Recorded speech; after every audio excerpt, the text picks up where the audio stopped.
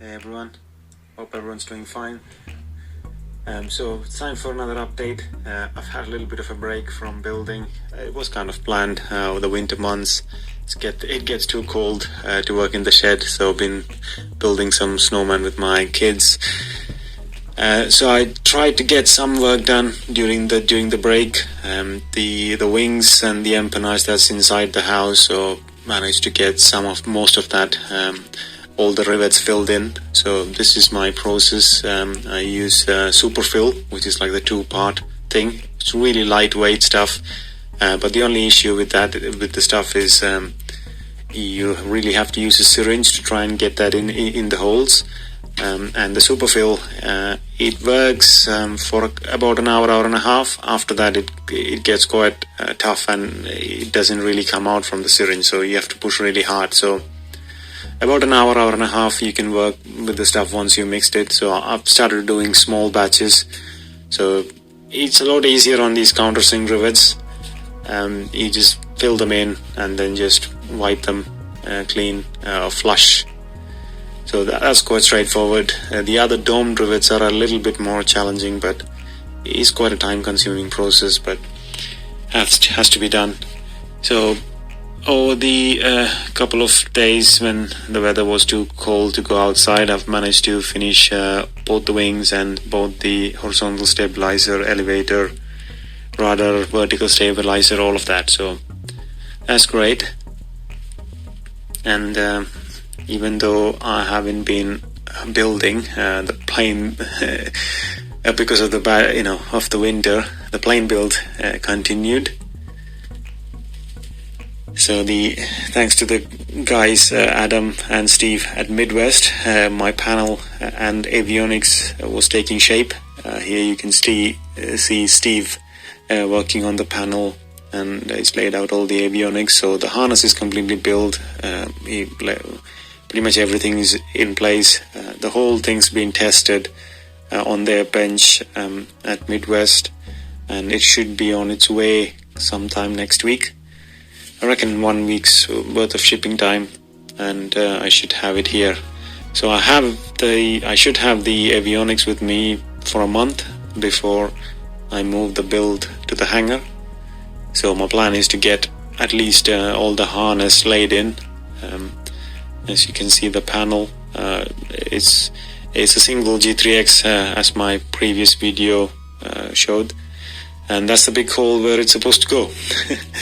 So since the weather's improved, just this weekend, I've tried to get back in the shed and try to get a few bits done. One thing I was waiting for was the cabin heat bottom plate that arrived from the factory. So managed to fit that in and connected up all the ducting. I need to get some hose clamps to secure them. Another job that got done was the seat belts. I installed both the front and rear seat belts. Pretty straightforward. Just like a little bit of trimming to be done on the canopy here so that they can sit flush. And the other kind of interesting bit is to when installing the spool for the front seat belts, unwinding it, taking the belt off and then putting it back in once you thread it through all the holes. It wasn't bad. I tried to test fit the cowling cover, not the cowling cover, I would say that front cover along with the dash panel. I can't really install them until the engine installation is done because there's the ECU that mounts inside, things like that. So I'm not going to do all of that while it's in here in the shed. All that will be done only at the hangar. But I just wanted to test fit pretty much everything. It all lines up quite well. I'm happy with all the fit. I don't think there's much manipulation to be done. I'm still waiting on confirmed timing for my engine and prop, so that's gotta wait. A few other parts I was waiting for from TAF arrived. One of them was the antenna, the comm antenna mounting plate. So that finally arrived. So again, riveted that on 4 riv nuts for that to be installed.